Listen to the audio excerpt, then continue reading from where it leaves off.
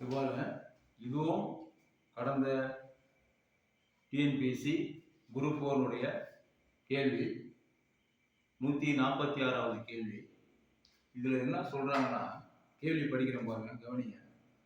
விக்னேஷ் 2 ஆண்டுகளுக்கு 4% வட்டி வீதத்தில் ரூபாய் 10,000 கடனாக பெற்றார். இந்த பணத்தை சஞ்சயிடம் 2 ஆண்டுகளுக்கு 6% வட்டி வீதத்தில் கடனாக கொடுத்தார். இந்த பரிமாற்றத்தில் அவருக்கு கிடைத்த ஓராண்டின் லாபம் என்ன? இதுதான் கேள்வி. திரும்ப படிக்கிறேன் பாருங்க, கேள்வி புரிஞ்சுங்க. விக்னேஷ் 2 ஆண்டுகளுக்கு 4% வட்டி வீதத்தில் ரூபாய் 10,000 கடனாக பெற்றார். இந்த பணத்தை சஞ்சயிடம் 2 ஆண்டுகளுக்கு 6% வட்டி வீதத்தில் கடனாக கொடுத்தார். இந்த பரிமாற்றத்தில் அவருக்கு கிடைத்த ஓராண்டின் லாபம் என்ன? இது பார்த்தீங்கன்னா, இது தனி வட்டிக்கான கணக்கு. இது தனி வட்டி கண்டுபிடிக்கிற கணக்கு. போடும் பாருங்க. இங்க பாத்தீங்கன்னா, விக்னேஷ் ஒருத்தவங்க கடன் வாங்கணும். கடன் வாங்கி கடன் கொடுக்குறோம். வாங்கின தொகை எவ்வளோ? 10,000. அது பி பிரின்சிபல்னா அசல். அசல் 10,000. 10,000 கடன் வாங்கணும்.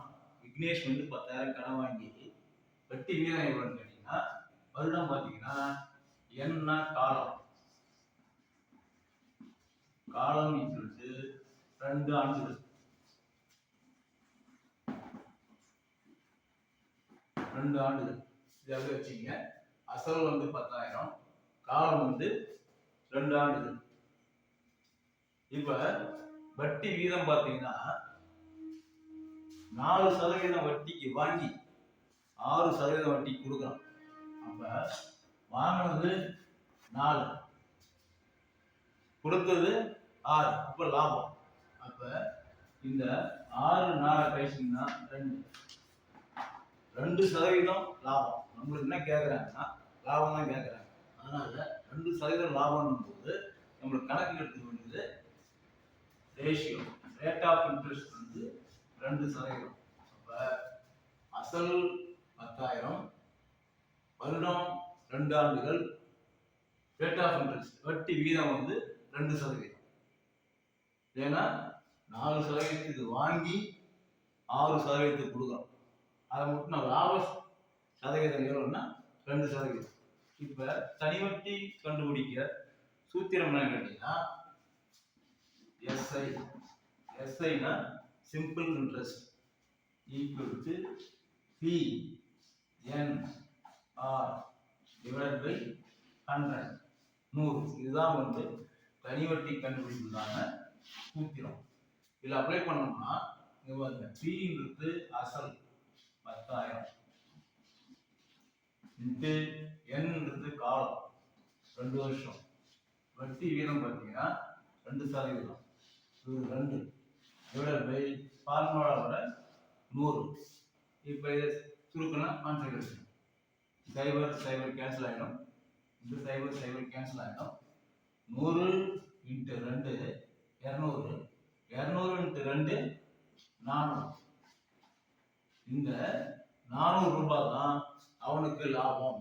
400 ரூபாய் லாபம் என்பது எத்தனை ஆண்டுகளுக்கு? 2 ஆண்டுகளுக்கு. ஏன்னா காலம் 2 ஆண்டுகள். 2 ஆண்டுகளுக்கு தான் 10,000 வாங்கி அதை திரும்ப 10,000 அதிக வட்டி கொடுக்குறோம். அப்ப 2 வருடத்துக்கு உண்டான லாபம் 400னா, 1 வருடத்துக்கு உண்டான லாபம் பார்த்தீங்கன்னா 400 × 2 200 ரூபாய். 200 ரூபாய் தான் அவனுக்கு லாபம். இதுதான் விடை. இது கணக்கு புரியுதா பாருங்க. இது தனி வட்டி கண்டுபிடிக்கிறதுக்கான கணக்கு. இது ரொம்ப சிம்பிளானது. இதை பாருங்க.